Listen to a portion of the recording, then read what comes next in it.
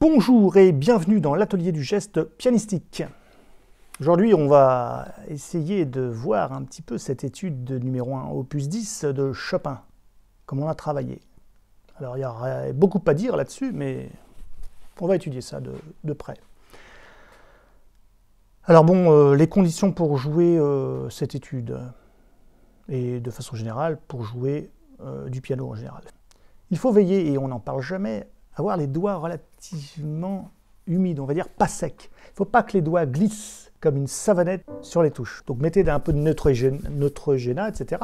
pour que peut-être ça puisse adhérer quand même. Hein. Voilà, ça adhère bien. Hein, si ça glisse trop, surtout sur une étude de Chopin, ça va être difficile.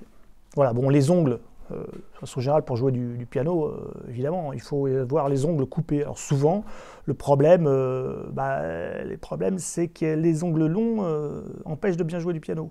Hein, évidemment, puisqu'on a le droit à toutes les positions qu'on fait du piano. On peut être comme ça, mais on peut être comme ça, et puis des fois, on peut être comme ça.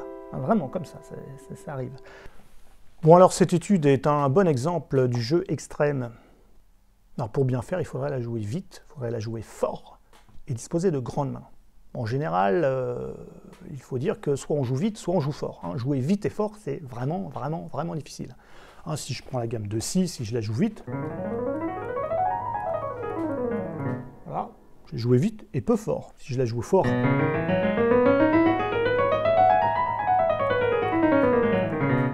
c'est très usant de la jouer vite et fort. Donc, il va falloir faire un choix. Soit on la joue moyennement vite, et on peut la jouer moyennement fort, soit on la joue très vite et ce ne sera pas forcément trop fort, vous allez être complètement épuisé à la fin de cette étude. Bon, en plus de ça, on a des écarts de doigts absolument gigantesques. Hein.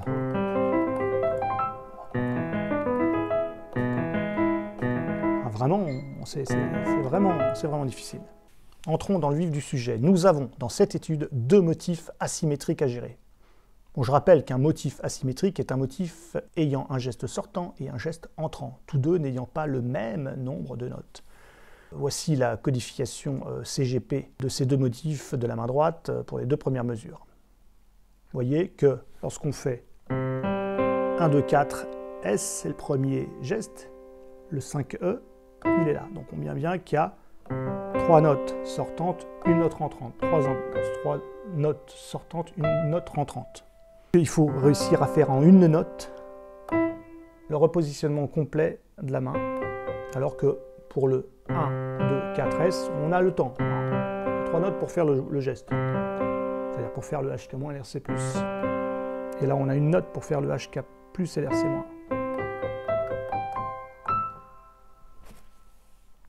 Je vais vous jouer un petit bout, vous allez voir ce qui se passe. On va voir après ce que ça donne.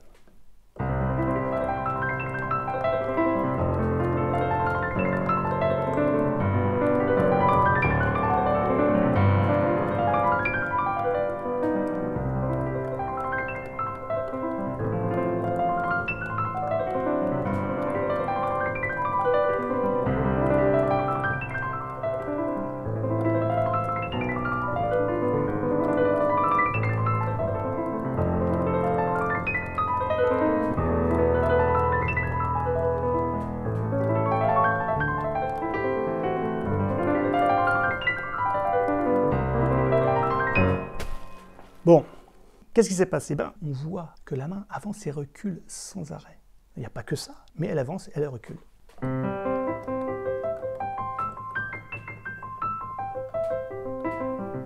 Cette avancée et ce recul, c'est l'expression du paramètre K, c'est-à-dire la profondeur de la main dans le clavier.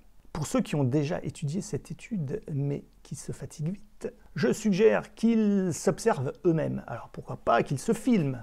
Filmez-vous. Si vous constatez que la main n'avance et ne recule que peu, cela signifie que vous devez reconsidérer toute l'étude et notamment le paramètre K. De façon générale, étudions cette étude. Donc nous devons faire 3 notes avec le geste sortant, HK- et l'RC+. Quelque part, on a un objectif, c'est d'arriver juste avant de jouer le 5. Si vous êtes trop haut, le 5, vous ne pourrez pas le jouer. Vous allez jouer n'importe comment. Il faut absolument avoir beaucoup de puissance pour le 5.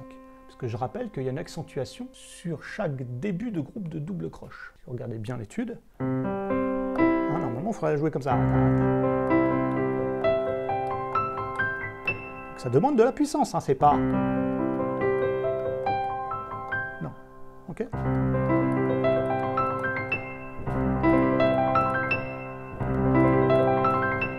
Ta, ta, ta, ta. Ta, ta, ta, ta. Pareil pour la descente, ce qui est encore plus du ta, ta, ta, ta. Ta, ta, ta, ta. Donc, HK-RC+, et HK+, et RC-. C'est-à-dire le mouvement sortant. Le mouvement sortant, on démarre le poignet haut, poignet relativement dans le clavier, et on sort de ce clavier. Voilà. Pour le 5, on a le mouvement entrant à faire. Bon, on va faire le contraire, on va se retrouver comme ça.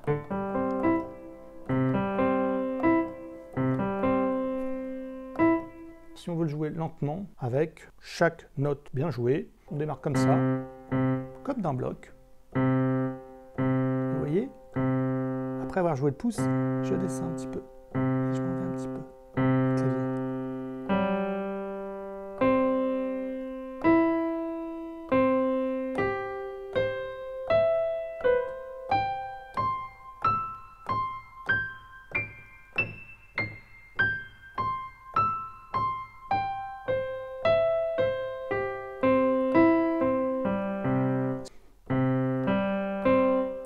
Remarquez que je ne fais pas ça.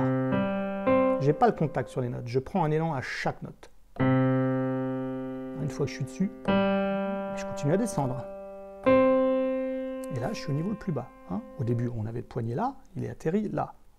Au début, j'étais en ligne de pouce, je suis plutôt dans les lignes supérieures.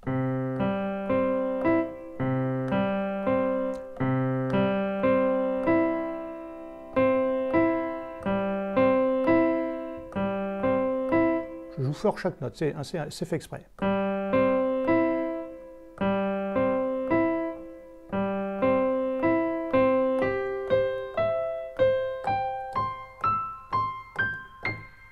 Et là, j'ai plus qu'à jouer ça, le 5. Mais attention, ce n'est plus le 5E qu'il faut faire.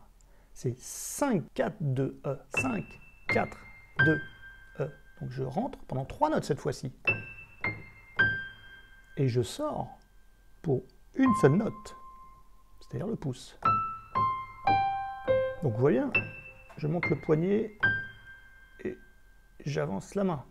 Avec tout le reste qui suit. Hein. Il y a 5 paramètres, je vous rappelle. Il faut que chaque paramètre soit bien pensé et bien étudié.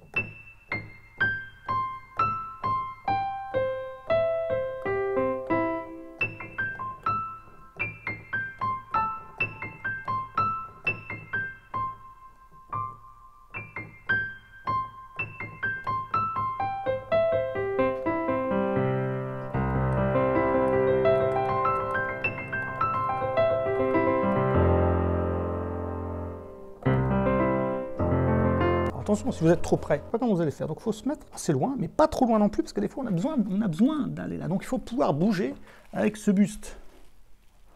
D'avant en arrière. Par exemple ici, je ne peux pas être comme ça. Il faut que je sois comme ça. Il faut que mon coude passe là, parce que je n'ai pas une souplesse suffisante pour pouvoir le faire. Si j'avais la possibilité que mon poignet soit fasse ça, mais fasse carrément jusqu'à là, bon, j'aurais peut-être pas besoin de le faire. Mais moi j'ai besoin, parce que j'ai très faible amplitude articulaire. C'est le cas de la majorité des gens. On n'est pas tous des Horowitz ou des Rubinstein ou bien des... tout ce qu'on veut. Donc,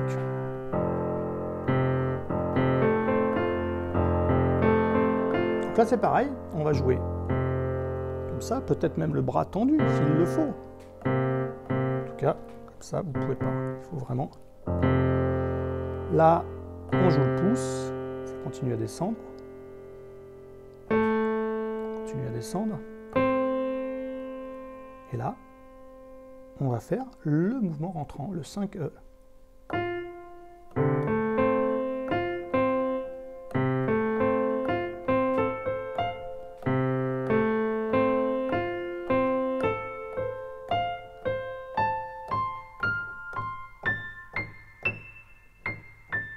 Alors là, 5, 4, 2, E, 5, 4, 2, E. 5. Et là, il faut vraiment pousser la main. avancer vers une supination. On est en pronation là, vers une supination. Évidemment, c'est marqué dans les paramètres. Il suffit de les suivre. Si vous ne suivez pas les paramètres, vous n'allez rien comprendre à ce que je raconte. Il faut vraiment, vraiment connaître ça vraiment bien. C'est comme ça que vous pourrez réfléchir aux gestes et ne pas vous égarer, comme tant de pianistes le font.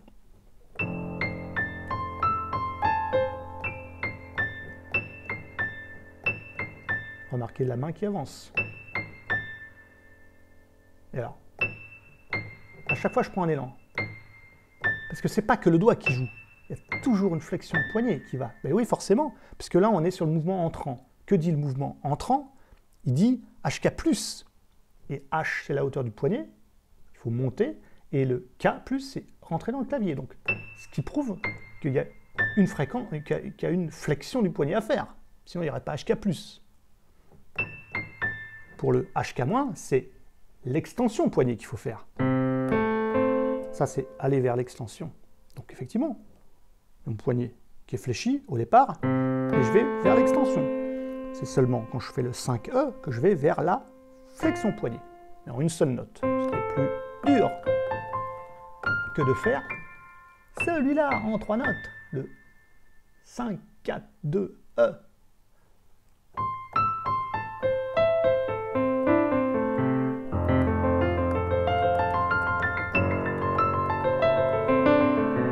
Je suis très puissant.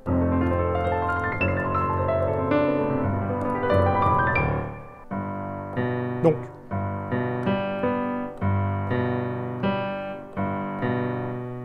j'ai le contact, je le lève, et je fais une flexion de poignet. Alors c'est paradoxal parce que j'ai une main très ferme, parce qu'il faut malgré tout que j'aille vers une extension du poignet.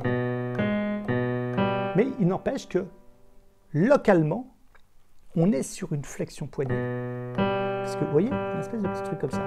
Mais tout en baissant le poignet. Donc, quelque part, il y a deux gestes en un. Il y a deux mouvements en un.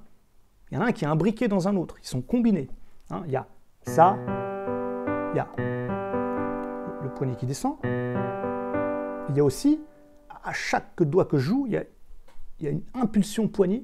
Donc une petite flexion de poignet qui donne la puissance au doigt. Parce que sans cette petite flexion de poignet, il n'y aurait pas de puissance au doigt. Donc, tam, tam, pam, pam, pam, pam, pam. Vous voyez que toc, ça fait. C'est comme si je jouais chaque note. Hein, c'est comme si je faisais ça. Mais c'est pas tout à fait ça. N'oubliez pas, il y a deux gestes en un. Hein. Il y a le HK- l'RC+, évidemment, qu'on le connaît, qui voudrait qu'on fasse ça. C'est vrai, mais pour travailler à vitesse lente, il faut vraiment faire le geste de façon ferme. Il faut jouer un petit peu fermement. Pas fort, mais ferme. Il faut être précis et ferme. Bon, je joue peut-être un peu trop fort, parce que bon... Donc...